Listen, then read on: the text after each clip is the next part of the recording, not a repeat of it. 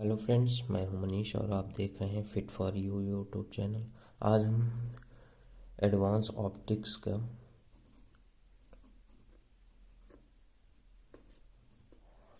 आज हम advance optic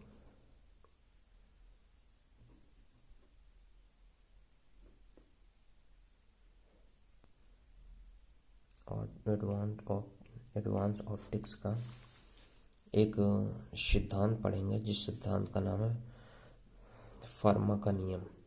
ठीक है, बहुत इम्पोर्टेंट है फर्मा का नियम।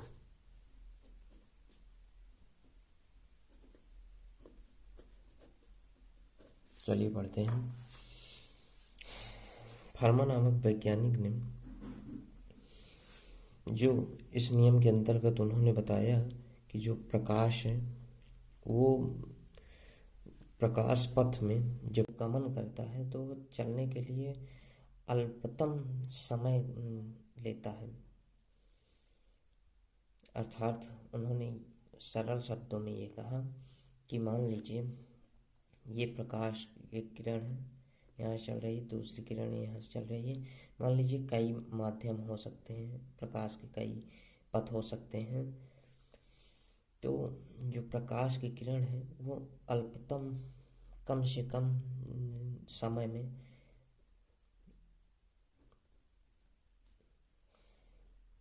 ये D1 है, मान लीजिए D2 है। यदि D2 छोटा है तो प्रकाश की किरण जो है वो D2 को फॉलो करेगी।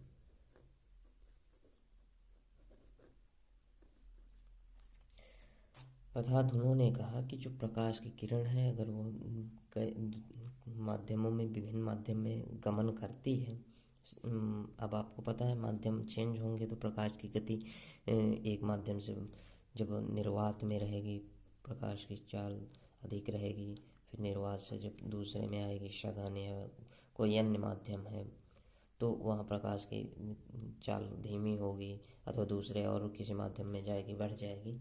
तो उन्होंने कहा कि जो प्रकाश की गति है चलेगी वो अपने न्यूनतम उस पथ को ग्रहण करेगी जिसमें वह अल्पतम समय ग्रहण करे, जिससे उसे अल्पतम समय लगे।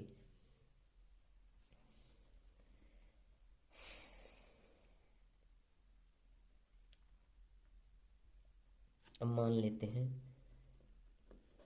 माना कि एक कोई प्रकाश किरण है, माना कि एक प्रकाश किरण विभिन्न बिंदुओं से हो, विभिन्न माध्यमों से होकर कि प्रकाश किरण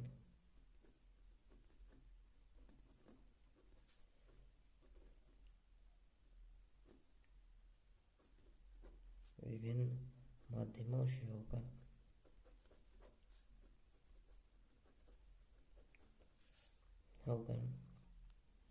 एक बिंदु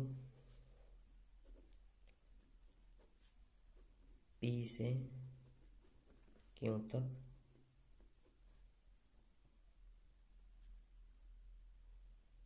तक जाती है। तो हम अब देखेंगे कि जो प्रकाश किरण है वो विभिन्न माध्यम, एक P है, इस बिंदु से Q बिंदु तक जाती है। तो यहाँ कई माध्यम हो सकते हैं, माध्यम चेंज होगा, कहीं दूसरा माध्यम, कहीं निर्वात है, कहीं म्यू होगा, कहीं कुछ दूसरा होगा, माध्यम अलग अलग है। P से Q तक जाती है। तो अब हम देखेंगे कि उससे टाइम कितना लगा है। तो टाइम के लिए हम प्रेजेंट करेंगे टाउ। टाउ बराबर होगा इंटीग्रेशन ऑफ P से कहाँ तक जा रही, P से, और कहाँ तक जाएगी, Q तक जाएगी। और टाइम उसी तरह हम मान लेते हैं कि वो T है। और T क्योंकि फर्मा का नियम ही यह कहता है कि वो अल्पतम समय लेगा। अल्पतम समय का मतलब है कि जो आएगा निकल के वो न्यूनतम ही होगा, न्यूनतम हो गया। ये फर्मा के नियम से होगा।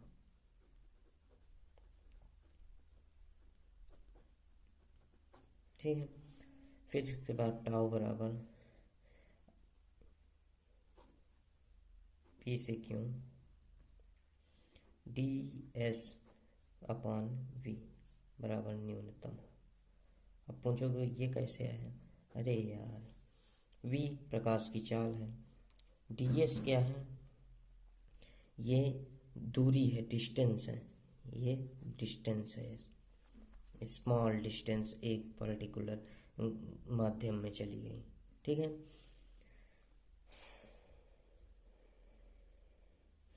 लेकिन याद रखना है v ये है वो उस मीडियम का, किसी भी मीडियम में हम मान सकते हैं जिस मीडियम में प्रकाश अभी वर्तमान समय में चल रहा है। अब हमें पता है कि म्यू जो कि प्रकाश माध्यम का अपवर्तनांक होता है वो होता है c अपॉन वी। v प्रकाश की चाल है। अब हमें यहाँ v की वैल्यू की जगह में इसके पदों में मान रखना है, तो v बराबर हो जाएगा c अपॉन म्यू। चलिए यहाँ रखते हैं, p से q है, ds को ऐसे रखते हैं, c अपॉन म्यू रखते हैं। ठीक है,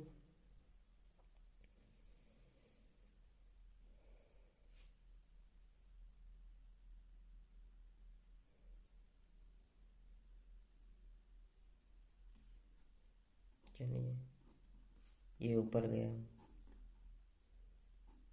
p से q डी एस म्यू हो गया, अपॉन सी हो गया।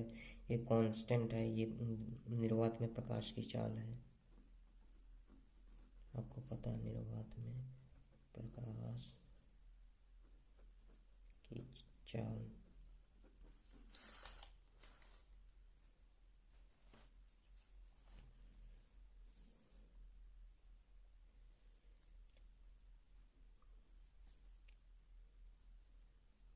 अब इस इक्वेशन को देखेंगे तो टाउ बराबर जो होगा p से q है mu D capital S c बराबर ही होगा न्यूनतम। अब देखिए ये कांस्टेंट है, कांस्टेंट इसको कॉमन लेके हटा दें तो देखते हैं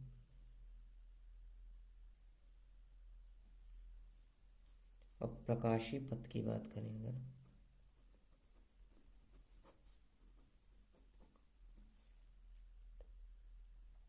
कैपिटल एस बराबर यानी टोटल यहाँ से यहाँ तक का जो है कैपिटल एस दूरी है प्रकाशीय पथ जो है, तो ये हो जाएगा p से q म्यू ds बराबर हो जाएगा न्यूनतम। अर्थात अगर हम एक छोटे से पार्टिकल की बात करें, यहाँ इस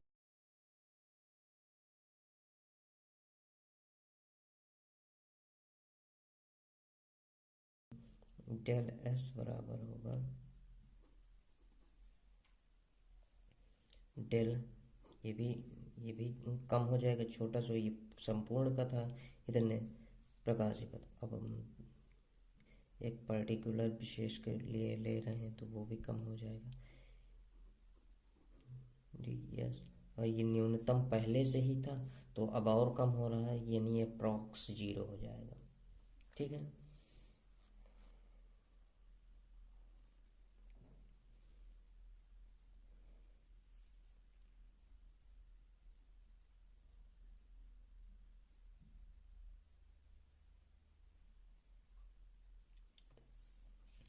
इसके अनुसार फर्मा ने कहा था कि इस प्रकार प्रकाश जो है दो बिंदुओं के बीच चलने में न्यूनतम प्रकाशीय पथ का अनुसरण करती है, यानी कम से कम प्रकाशीय पथ का अनुसरण करती है। मान लीजिए मेरा गंतव्य था यहाँ से चलना, तो प्रकाश यहाँ से भी जा सकती थी, ऐसे ऐसे कहीं से भी जा सकते थे, लेकिन फर्मा के अनुसार वो केवल यहीं से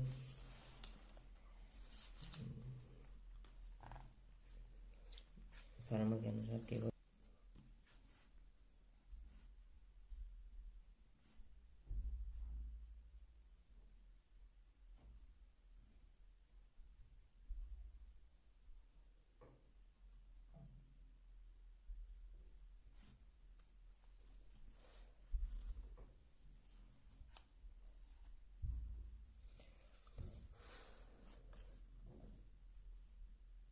चलिए अब आगे देखते हैं। फर्मा का जो मूल कथन था, मूल कथन की जो प्रकाशीय पथ होता है वो अल्पतम होता है, ये कथन अपूर्ण था। फिर उन्होंने अपने मूल कथन में सुधार किए हैं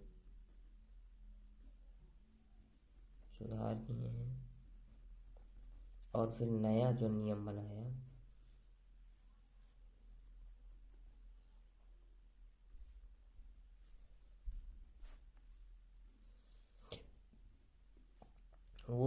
वो नियम कहलाए फर्मा का चरम